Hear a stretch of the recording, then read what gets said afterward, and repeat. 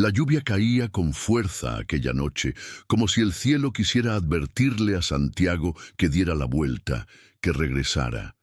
Pero él no escuchó. Su curiosidad era más fuerte que cualquier presentimiento. Frente a él se alzaba la hacienda El Páramo, una mansión abandonada desde hacía más de 4 décadas, rodeada de leyendas oscuras, desapariciones inexplicables y rumores de rituales prohibidos. La verja de hierro, medio corroída por el óxido, estaba entreabierta.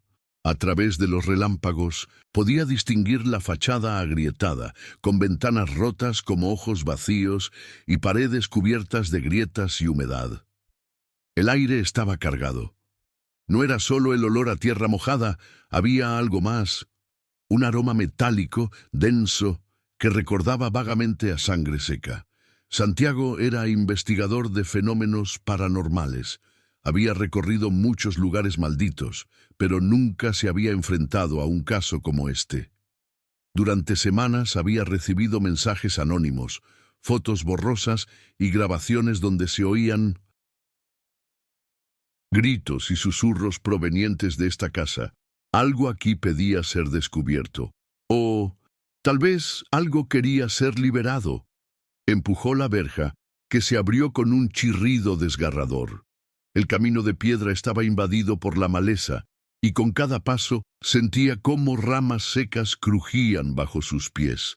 La puerta principal estaba cerrada, pero colgaba torcida de una bisagra. Cuando la empujó, ésta se abrió lentamente, revelando un vestíbulo sumido en la oscuridad. Dentro, la temperatura bajó varios grados.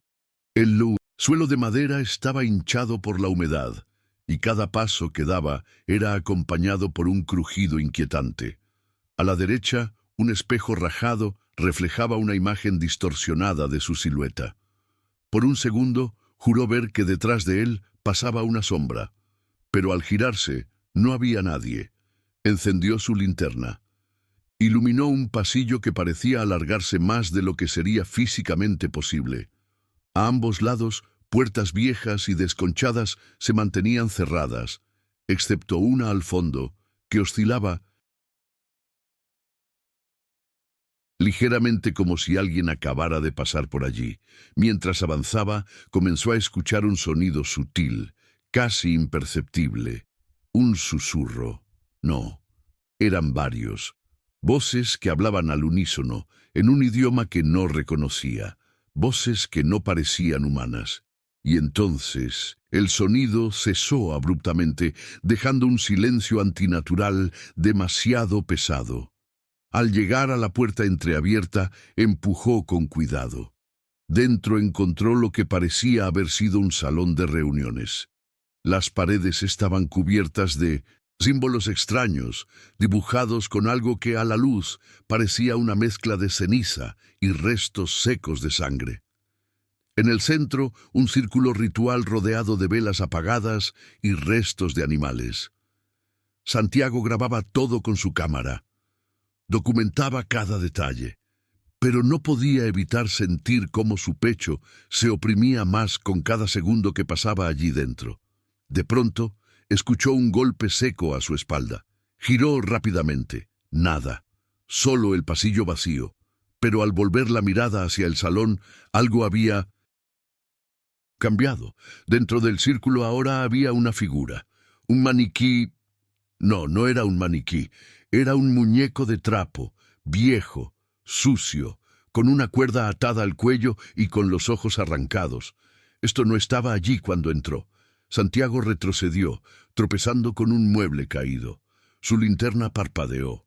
El aire comenzó a llenarse de un zumbido grave, profundo, que parecía surgir del suelo mismo. Y entonces, las paredes comenzaron a sangrar, literalmente.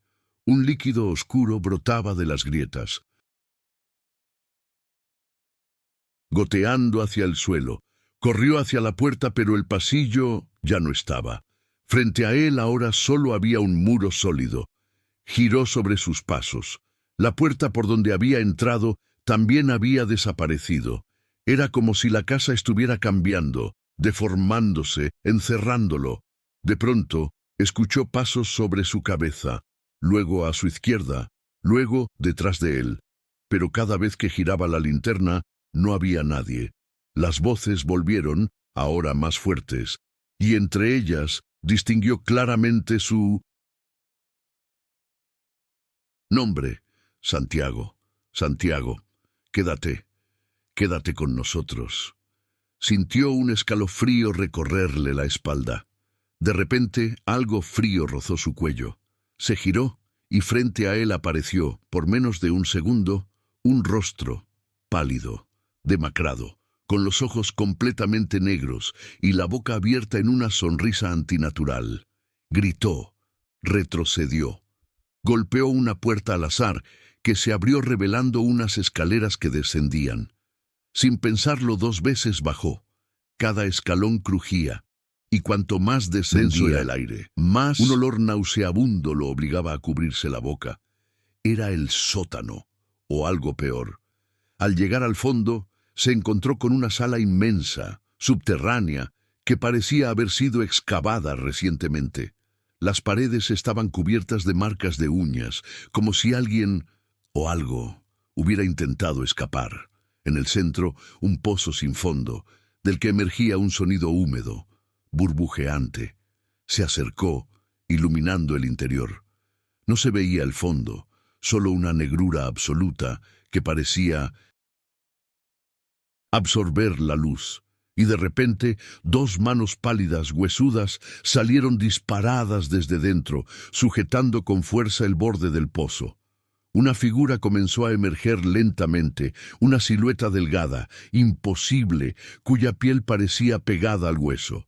Santiago retrocedió, pero tropezó y cayó.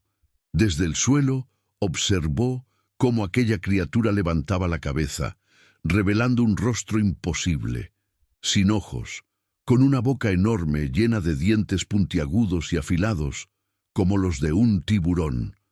«Uno más, uno más», repetía la criatura con una voz que parecía cientos de voces solapadas. Intentó levantarse, pero sintió que algo lo sujetaba de los tobillos. Miró hacia abajo. Manos, decenas de manos, emergían del suelo, intentando arrastrarlo hacia las profundidades. Forcejeó con todas sus fuerzas, gritó, pataleó. En un movimiento desesperado, logró soltarse de algunas, pero otras seguían sujetándolo. Al mirar hacia el pozo, vio que no era solo una criatura.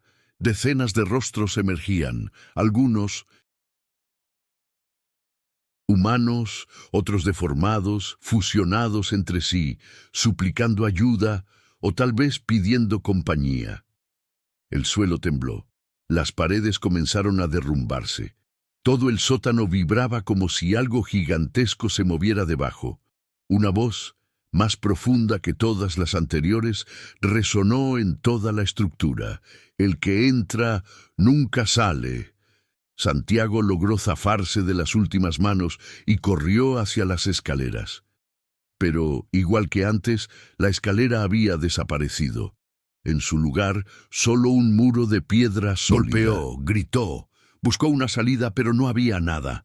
Las sombras lo rodearon, las manos se alargaron.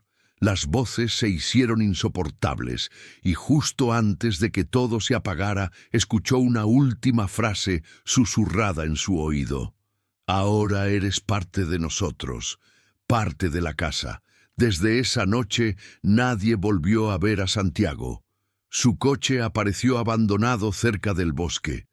Su cámara fue encontrada días después en la entrada del monasterio, cubierta de barro y sangre seca. Pero los archivos nunca pudieron ser recuperados. Aún hoy, los habitantes del pueblo aseguran que, cuando cae la noche y la neblina cubre todo, se puede escuchar una voz débil que viene desde la hacienda. «No entres, no entres, ya no hay salida». La tormenta rugía con una furia descomunal cuando Marcos estacionó su coche frente a la mansión de los Velázquez. El viento azotaba los árboles y la lluvia golpeaba con tanta fuerza el parabrisas que apenas podía distinguir la silueta del edificio. Aquel lugar había sido el epicentro de leyendas durante décadas. Desde desapariciones hasta rituales extraños, todo el pueblo evitaba siquiera mirar hacia aquella colina. Marcos era documentalista. Llevaba años dedicándose a registrar historias paranormales, pero ninguna le había obsesionado tanto como esta. Desde que encontró un diario antiguo en la biblioteca del pueblo, escrito supuestamente por uno de los últimos habitantes de la casa, no había podido dejar de pensar en lo que allí se describía. Hablaba de puertas que no llevaban a ningún lugar, de sombras que susurraban nombres y de un sótano que jamás debía abrirse. Con su cámara al hombro y la linterna encendida, cruzó el portón de hierro que se abrió con un chirrido desgarrador. Cada paso sobre el camino de piedra resonaba como un eco eterno entre los truenos. Al llegar a la puerta principal, notó algo inquietante. Estaba entreabierta, como si alguien o algo lo estuviera esperando. Empujó la hoja de madera que se movió lentamente, dejando escapar un gemido largo y profundo. El vestíbulo era aún más aterrador que en sus peores imaginaciones. Las paredes estaban cubiertas de grietas profundas, como si la casa hubiera intentado romperse desde dentro.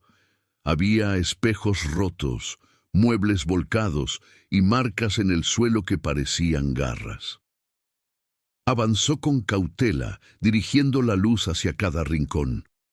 A su derecha, un salón con un gran ventanal cubierto de tablas. Allí, los muebles permanecían cubiertos por sábanas manchadas. Y en una esquina, un piano antiguo con teclas amarillentas emitía de vez en cuando un sonido, como si alguien lo pulsara, pero no había nadie. De repente, un golpe seco provino del piso superior. Marcos levantó la mirada. Una sombra cruzó rápidamente el corredor de arriba. El frío se volvió insoportable y su respiración se volvió visible en el aire, como si de pronto la temperatura hubiera caído varios grados. «Solo es viento, solo viento», se repitió, intentando convencerse. Era cierto, pero sabía que el viento no arrastra pasos. El viento no mueve objetos de un lado a otro. Decidió subir. Cada peldaño de la escalera crujía bajo su peso, pero no se detenía. Mientras ascendía, notó que las paredes estaban llenas de dibujos infantiles hechos con carbón, figuras humanas con los ojos tachados, criaturas con múltiples brazos y bocas abiertas mostrando dientes afilados. Algunos tenían palabras escritas en un idioma que no reconocía y otros simplemente decían «No mires atrás». Al llegar al segundo piso, un pasillo se extendía hacia ambos lados. Puertas cerradas, otras entreabiertas y al fondo una más grande con un símbolo tallado. Un círculo atravesado por 3 líneas, como una estrella incompleta. Cuando se acercó, un susurro inundó el aire. Era una mezcla de voces, algunas agudas, otras graves, pero todas diciendo lo mismo: «No entres, no entres». Ignorando el aviso, giró el pomo. La puerta estaba fría como el hielo. Al abrirla, encontró una habitación completamente diferente al resto de la casa. Las paredes eran negras, cubiertas de espejos que reflejaban la habitación desde ángulos imposibles. En el centro, un viejo maniquí, vestido con ropajes antiguos, le daba la espalda. Marcos se acercó lentamente. Cuando estuvo a menos de 1 metro, el maniquí giró la cabeza, no físicamente, sino en su reflejo. En el cristal, la figura lo miraba directamente, mientras que en la realidad seguía de espaldas. Retrocedió con el corazón acelerado, pero al girarse, la puerta había desaparecido, ya no estaba. La habitación comenzó a oscilar como si respirara. De los espejos empezaron a surgir manos negras, alargadas, que intentaban alcanzarlo. Corrió hacia la pared contraria buscando una salida, pero lo único que encontró fue otro espejo. Sin pensarlo, lo golpeó con la linterna. El vidrio estalló en 1000 pedazos y detrás un pasadizo oscuro. Entró sin pensarlo 2 veces. El túnel descendía en espiral. Cada paso que daba, las voces se hacían más claras. Más cerca, más cerca. En las paredes, símbolos tallados con lo que parecía sangre. Algunos se movían, como si estuvieran vivos. Tras varios minutos bajando, llegó a una gran sala subterránea. Allí, una mesa de piedra estaba rodeada de velas negras, todas encendidas, aunque no había nadie. Encima de la mesa, fotos, documentos, incluso una grabadora antigua. Pero lo que más lo horrorizó fue ver su propia foto allí, con una cruz dibujada en su frente. Un temblor sacudió el suelo. De las grietas emergía un humo oscuro que tomaba forma humana, pero distorsionada, como si se tratara de cuerpos retorcidos, fusionados unos con otros. «No debiste venir», susurró una de las figuras mientras avanzaba hacia él. Marcos retrocedió, tropezó y cayó al suelo. Su linterna se apagó. Todo quedó en absoluta oscuridad. Solo se oían las respiraciones. Decenas, cientos. Sintió como algo frío y pegajoso le rozaba la cara. Una mano, luego otra y otra más.